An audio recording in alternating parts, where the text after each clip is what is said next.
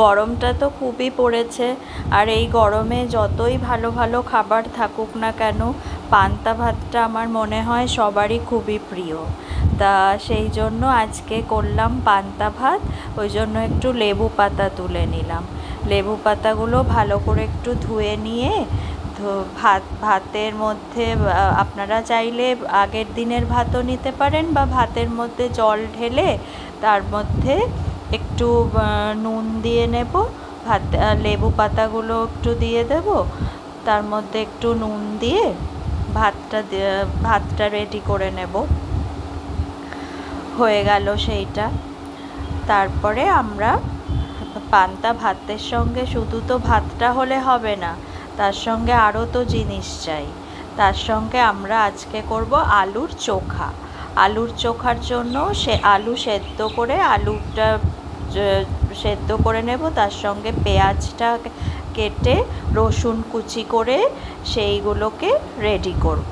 পেঁয়াজ কুচি আর রসুন কুচি।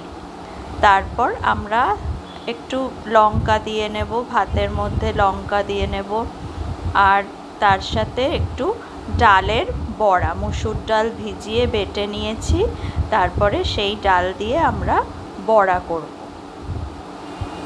ডালের বড়ার মধ্যে পেঁয়াজ কুচি মিশিয়ে নিলাম, তারপরে নুন মিশিয়ে নিলাম, তারপরে সেটা একসঙ্গে মেশাবো। পেঁয়াজটা একটু বেশি দেবেন, ভালো লাগবে। আর তার সাথে একটু আচার তো লাগবেই, পান্তা ভাতের সাথে আচার না হলে, একটু টক না হলে জমবে কেন বলুন।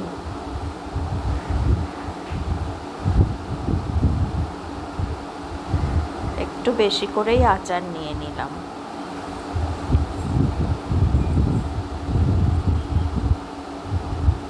আচারের তেলটাও নিয়ে নিলাম। এবার আপনারা ডুবো তেলেও ভাজা করতে পারেন, কিন্তু হেলদি করতে চাইলে আমি তো একটু ফ্রাইং প্যানে ব্রাশ করে নিয়ে তারপরে বড়াগুলো করি।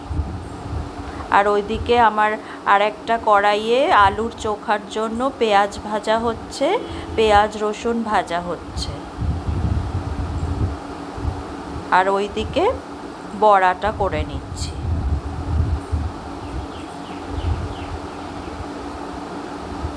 খুবই অল্প তেলে বড়াগুলো করছি।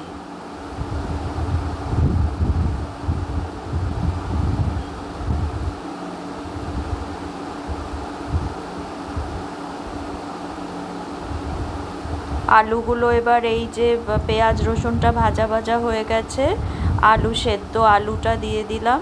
এবার একদম ভালো করে কড়াই খুন্তি দিয়ে একদম স্ম্যাশ করে নেব। এবারে রেডি পান্তা ভাত, তার উপরে একটু কাঁচা পেঁয়াজ দিয়ে নিলাম, আলুর চোখা, বড়া, পান্তা ভাত রেডি।